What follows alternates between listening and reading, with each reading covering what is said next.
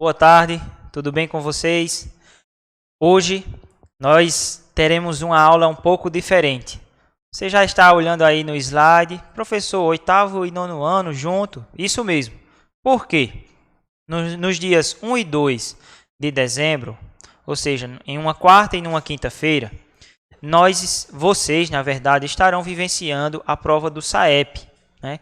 É uma prova que acontece sempre com as turmas do nono ano, do sétimo ano, as turmas do Fundamental 2, que serve para medir, certo? O nível de aprendizado de vocês. Então, a aula de hoje, na verdade, vai ser um simulado, em que a gente vai estar trabalhando alguns descritores, né? Que esses descritores são avaliados nessas provas, e a gente vai estar aqui tendo a oportunidade de ler alguns textos, interpretar e respondermos juntos, tá?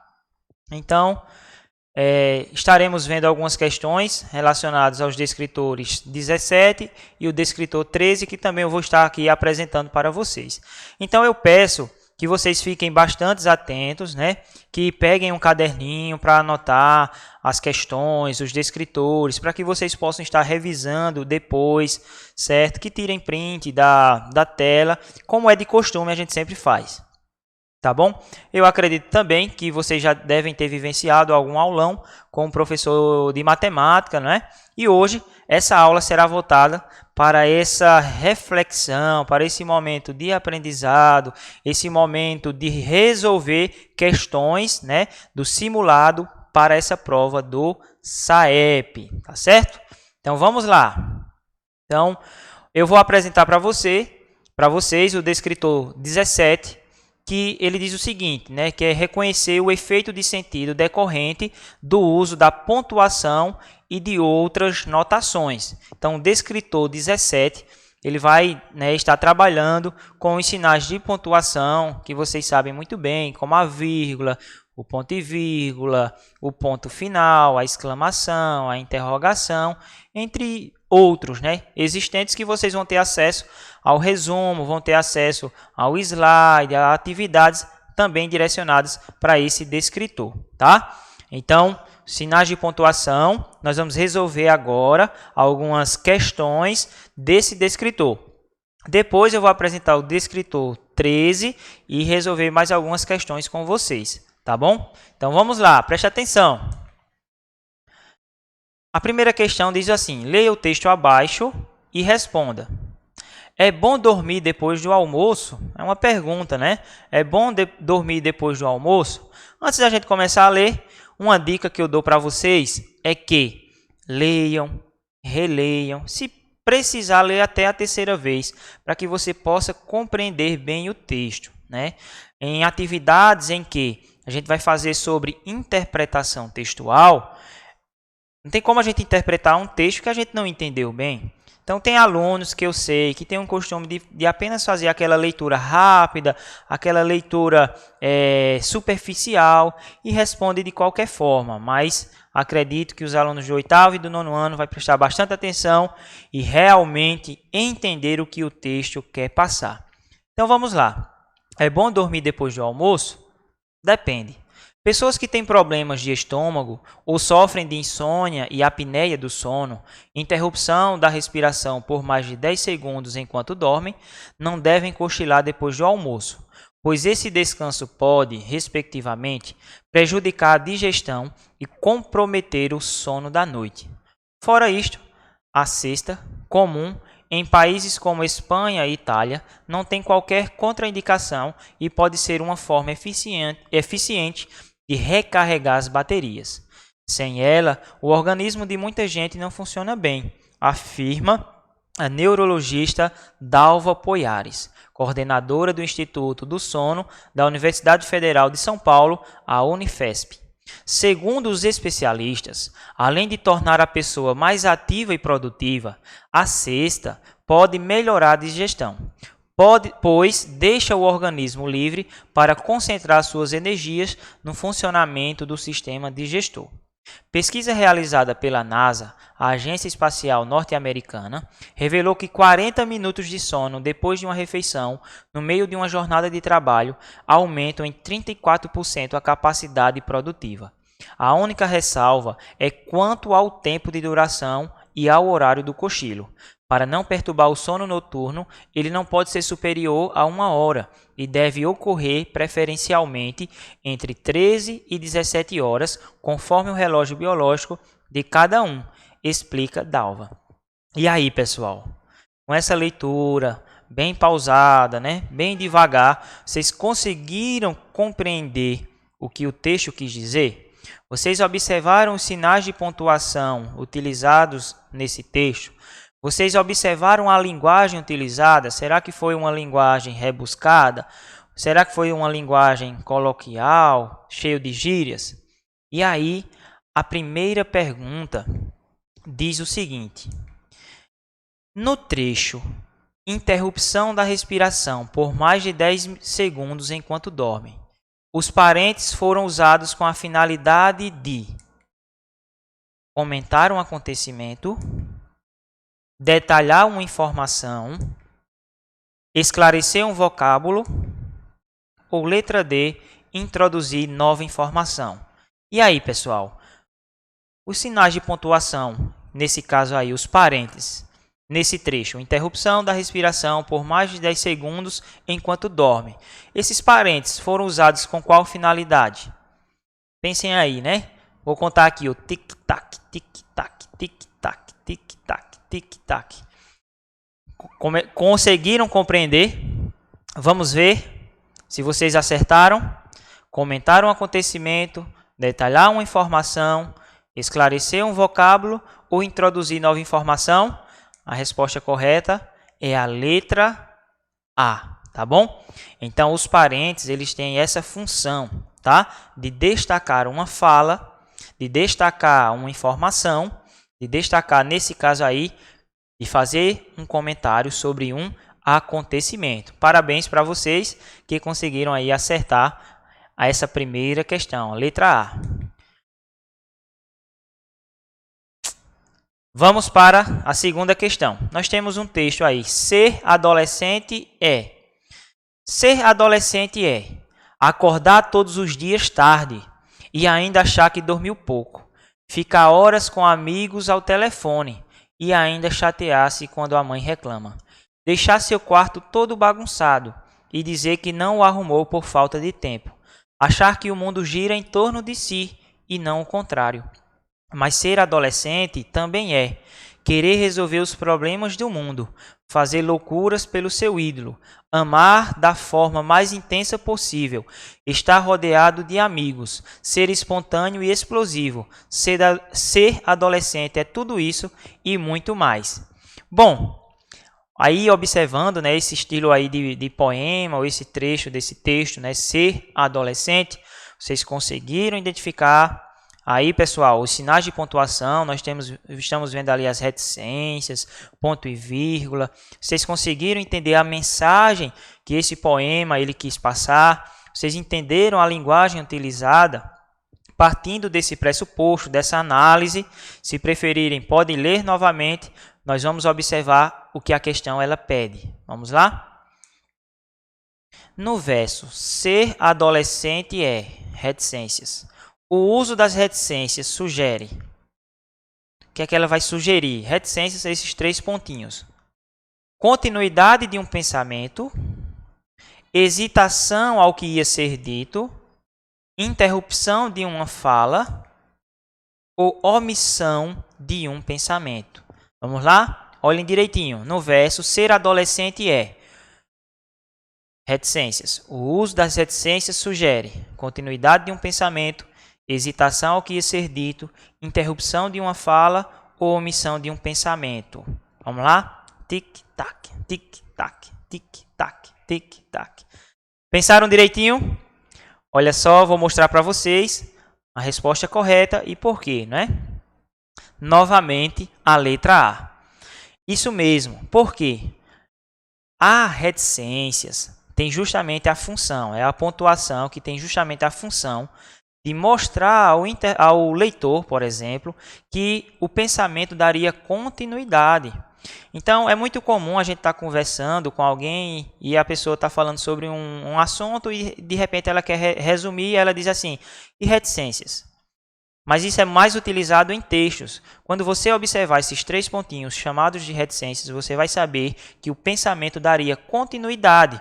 Porém, de forma resumida, ele utiliza as reticências para dizer que ele vai pular para outro ponto. Então, parabéns para você que colocou a letra A, continuidade de um pensamento. Não é uma interrupção de uma fala, porque quem tem essa função é a vírgula. Não é hesitação ao que ia ser dito. E também não é a omissão de um pensamento. Por quê? A omissão de um pensamento, na verdade, ele só seria omitido se não tivesse continuidade depois, né? Essa omissão, por exemplo, de termos, a gente vê isso na figura de linguagem elipse. Nesse sentido, nessa questão, nesse descritor, as reticências têm a função de dar continuidade de um pensamento, tá bom? E aí, parabéns para quem acertou. Vamos para a terceira questão, ainda sobre o descritor 17, relacionado aos sinais de pontuação. Leia o texto abaixo. Essa velhinha. Desculpa entrar assim, sem pedir licença. Doença? Não. Quem está doente? Mas quem está doente? Não, sorriu o homem. A senhora entendeu errado. Resfriado? Ora, quer dizer bem, eu estava lá fora e... catapora? Senhora, por favor, não confunda. Cachumba? Cuidado, menino, isso é perigoso. Sabe, sei fazer um chazinho muito bom para cachumba.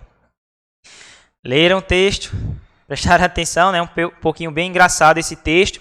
E aí, ele traz ali muitas reticências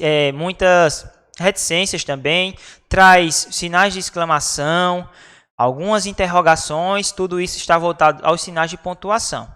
Então, leram o texto, entenderam bem, viram ali as expressões utilizadas, né? Observem que os sinais de pontuação dá uma ênfase em algumas palavras, né? Algumas foram utilizadas 3 vezes ali no último exemplo, quando diz cachumba. Cuidado, menino, isso é perigoso. Ele colocou 3 reticências, isso é para dar uma ênfase. E aí, partindo dessa leitura, desse entendimento, vamos para a questão, tá? Os pontos de exclamação em cachumba exprimem. O que será que exprimem? Entusiasmo, dor, espanto ou tristeza? Tá na cara esse, né? Os pontos de exclamação em cachumba exprimem entusiasmo, dor, espanto ou tristeza. Enquanto vocês estão aí pensando direitinho qual a alternativa, vale salientar que os sinais de exclamação, né, eles são muito utilizados na interjeição. E aí eu já dou uma dica para vocês. Lembram o que é interjeição? E aí, pessoal, para ajudar vocês e ver se vocês acertaram, a resposta correta seria a letra C, espanto, né? E a interjeição justamente tem essa função. Quando a gente tem um espanto, quando a gente fica admirado com alguma coisa, quando a gente diz, nossa, que lindo, que legal. Aí ela diz assim, cachumba. Isso deu a ideia de espanto, tá? Então, parabéns aí, galerinha, para você que colocou a letra C, tá? Vamos dar continuidade. Aqui voltando, né, bem rapidinho aqui. Ela não tá dando a ideia de entusiasmo, certo? Nem dor, porque a interjeição de dor é ai, ui e não cachumba. E tristeza não, ela não estava triste, ela apenas não estava entendendo bem o que a outra pessoa estava falando. Então, por isso que a resposta certa é a letra C, espanto. E aí, a gente chega agora para o segundo e último descritor, que é o descritor 13. E o que é que o descritor 13 ele quer trabalhar? Ele quer que os alunos desempenhem, ele quer que os alunos entendam. Ele quer identificar as marcas linguísticas que evidenciam o locutor e o interlocutor de um texto. Professor, o que é isso? A gente vive, por exemplo, em um país em que a variedade linguística, por exemplo, é um ponto muito forte, né? A gente observa a região Nordeste, nós temos uma forma de falar, nós temos um sotaque diferente de quem mora no Sul, de quem mora lá na região do norte.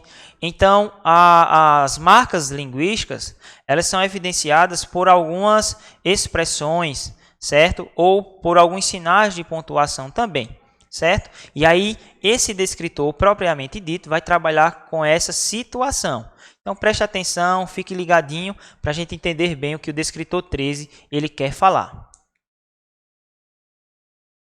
Leia o texto abaixo. Biblioteca Britânica e o Google vão digitalizar 250 mil livros de acervo. A Biblioteca Britânica e o Google anunciaram nesta semana uma parceria para digitalizar 250 mil livros do acervo da biblioteca. Os artigos que serão digitalizados não possuem restrições relativas a direitos autorais. Os títulos abrangem um total de 40 milhões de páginas, datadas de 1700 a 1870. Entre os primeiros itens a serem digitalizados estão panfletos feministas a respeito da Rainha Maria Antonieta, de 1791. Um documento sobre o primeiro submarino movido por um motor de combustão, de 1858. E um texto que oferece um relato detalhado de um hipopótamo empalhado no Príncipe de Orange, de 1775.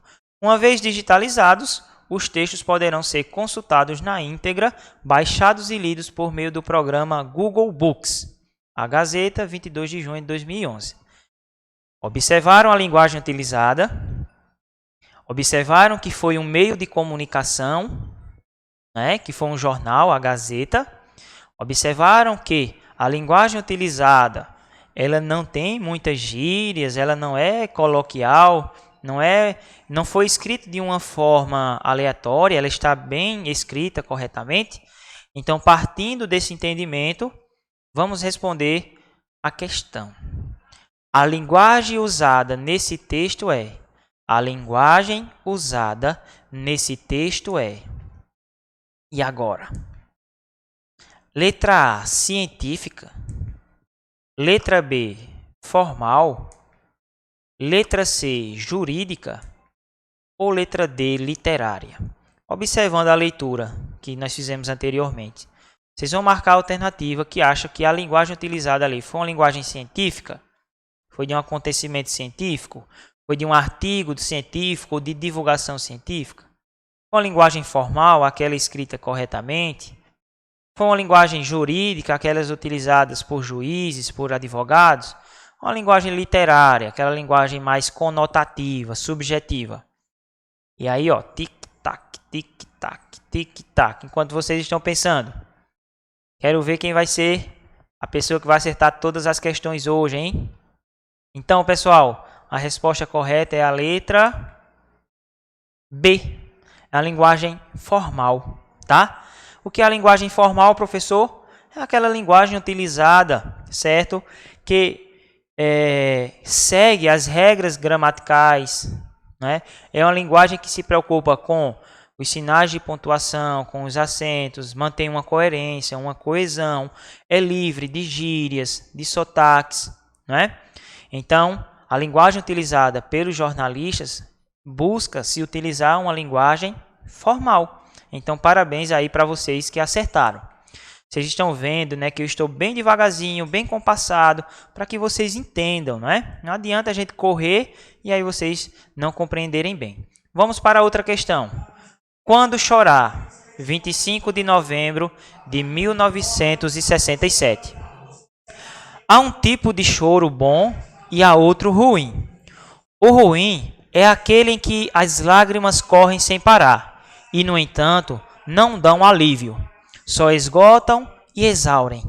Uma amiga perguntou-me, então, se não seria esse choro como de uma criança com angústia da fome. Era. Quando se está perto desse tipo de choro, é melhor procurar conter-se. Não vai adiantar. É melhor tentar fazer-se de forte e enfrentar. É difícil, mas ainda menos do que ir se tornando enxangue a ponto de empalidecer. Mas nem sempre é necessário tornar-se forte. Temos que respeitar a nossa fraqueza. Então, são lágrimas suaves, de uma tristeza legítima à qual temos direito. Elas correm devagar e, quando passam pelos lábios, sente-se aquele gosto salgado, límpido, produto da nossa dor profunda. Homem chorar comove. Ele, o lutador, reconheceu sua luta, às vezes inútil. Respeito muito o homem que chora. Eu já vi homem chorar. Que texto lindo, né, de Clarice Lispector. Clarice Lispector é considerada, né, uma das grandes autoras e ela tem essa linguagem bem profunda realmente. Então, após a leitura, vocês observaram a linguagem utilizada? Observaram as expressões como elas foram bem formuladas, a construção das orações, dos parágrafos, né, ou do parágrafo, melhor dizendo? E aí, a partir dessa leitura, vamos responder a questão. Esse texto apresenta predominantemente a linguagem. Novamente, é uma pergunta sobre qual tipo de linguagem foi utilizado. O primeiro texto falava de uma notícia, né, de um texto jornalístico. Já o segundo foi de uma pessoa da área literária. Será que tem alguma diferença? Será que a forma como foi utilizada também segue as normas? Então, a alternativa A diz técnica, foi uma linguagem técnica utilizada? Ou letra B, foi uma linguagem regional, típica de uma região? Acho que teve um errinho aqui na edição. A letra C, informal, e a letra D, padrão, certo? E aí? Observem bem aqui. É uma linguagem técnica, regional, informal ou padrão? E aí? Tic-tac, tic-tac, tic-tac. Pensem bem direitinho, certo? Para acertar. Esse texto de Clarice Lispector, né? Ela utilizou-se de uma linguagem predominantemente técnica, regional, informal ou padrão. E a resposta correta é a letra C, que nesse caso é a letra D ali, né? Padrão, isso mesmo. O que é a linguagem padrão? Ela também é conhecida como linguagem formal, né? Aquela que a gente respondeu anteriormente. Ela não é uma linguagem técnica, certo? Porque a linguagem técnica é mais utilizada para explicar alguns aspectos de um instituto, né? Uma linguagem mais rebuscada e mais exclusiva para determinado assunto, certo? Uma linguagem, por exemplo, um manual de instrução, ele pode ser considerado ali uma linguagem técnica. A linguagem regional, não, a gente não vê ali marcas da oralidade, no sentido de gírias, né, de palavras de determinadas regiões. Também não é uma linguagem informal, porque ela segue as normas gramaticais, ela segue perfeitamente os sinais de pontuação. Então, quando você segue as normas gramaticais, quando você segue utilizando muito bem, certo? A construção das orações subordinadas, as orações coordenadas, você vê todo um conjunto bem elaborado, nós temos aí a linguagem padrão. Então, parabéns para quem colocou a linguagem padrão, certo? E aí, pessoal, nós chegamos ao fim, certo, desse simulado. Espero que vocês tenham acertado aí a maioria das questões. Vão se preparando, né? Vão estudando. Mais uma vez eu digo a vocês que dia 1 e 2 de dezembro vocês estarão participando, estarão fazendo a prova do SAEP, que aí é muito importante para as escolas, tá? Tchau, até a próxima aula.